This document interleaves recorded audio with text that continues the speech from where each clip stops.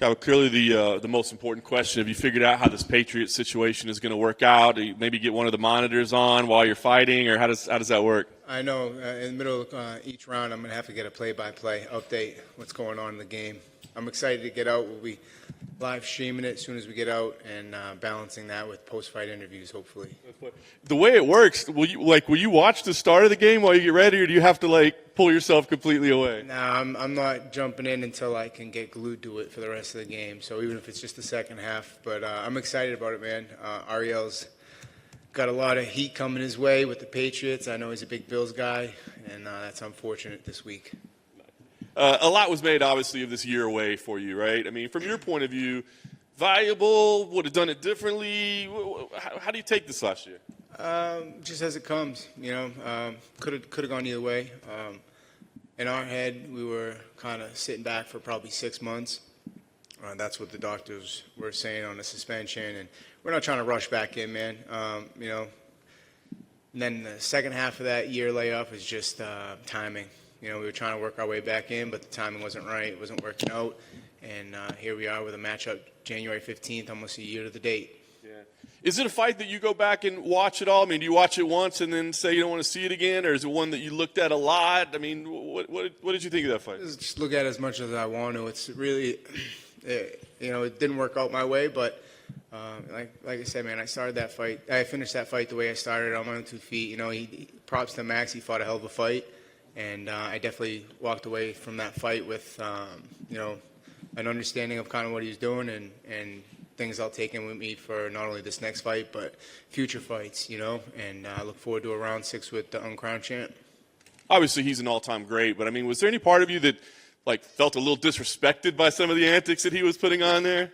To be fair, I did say something in the pre-fight, which, 5 hours in the gym doing interviews. Eventually, you're going to spit out something that they like. But no, it was nothing but respect for Max, man. Even leading in, I know he was kind of getting a little bit there, but I've seen the guy post losses, Dustin Poirier, going over, shaking, the opposing family's hands. You know what I mean? That he's a class act, man. Him and I get where he was going with it. I mean, it is what it is, as he would say. But no, it's all good. I think he's a class act, a great representation of being a champion along with the current champ. And there's only a few guys I feel like in this division that carry themselves that way and that fighter mentality, taking on all competitors, and they want really just the stiffest competition. They want the top dog, and I respect that. In fairness, we kind of all thought the same thing, that he just latched onto one line that you said and really made that the story. I mean, everyone's catching on to that. Who's the best boxer in the UFC?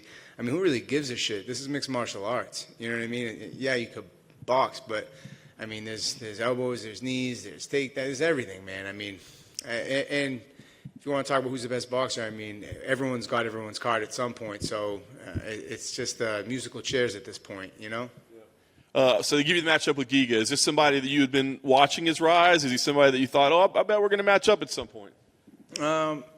Just aware of it, obviously, but anybody who can go 7-0 in the UFC, they're doing something right.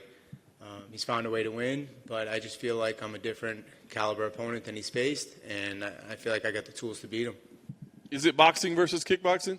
It's everything. Like I said, it's mixed martial arts, man. So however I got to get it done, I'm down.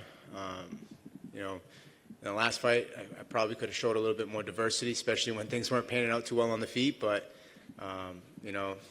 sometimes just that dog in you comes out and you just get in that exchange. So who knows what the fuck's going to happen, honestly.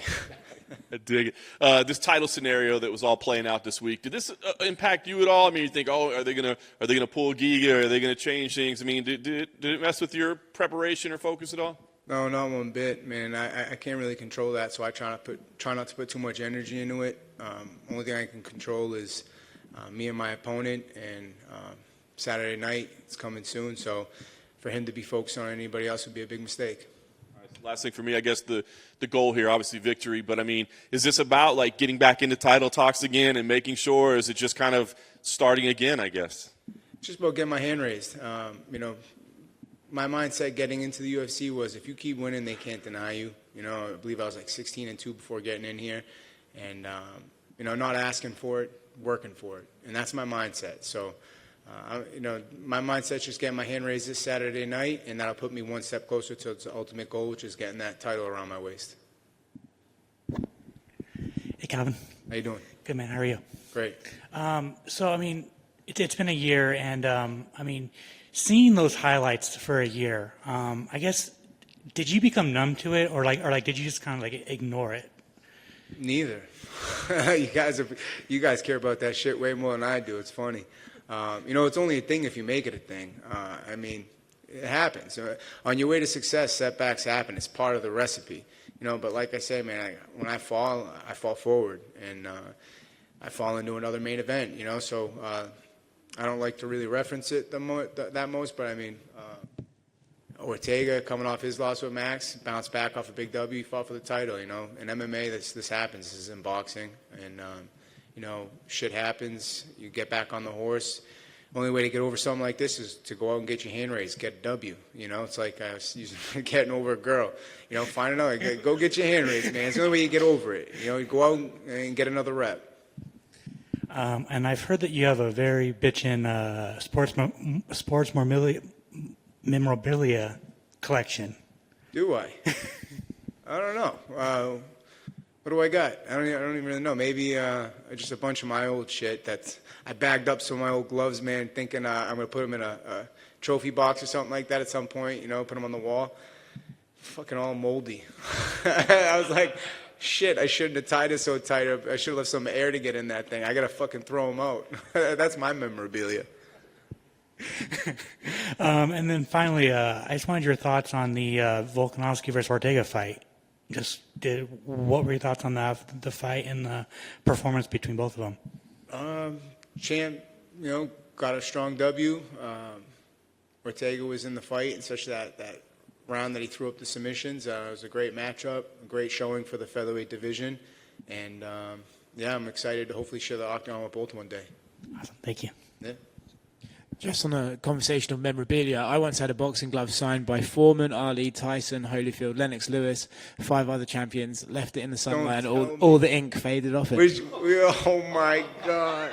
Yeah, that's what I mean. So do you ever look back at that glove, and or do you just not look at it ever again or ever think about it? I have it. It's like with the certificate right? saying it's been signed with no ink on it. You ever think about it on again, or do you just... do you just mess with yourself? Sometimes I like to eBay how much an individual signed glove goes for and think about what I could have had. Making me sick for you. This media day is over. I love it. Good? Yeah, thank you all.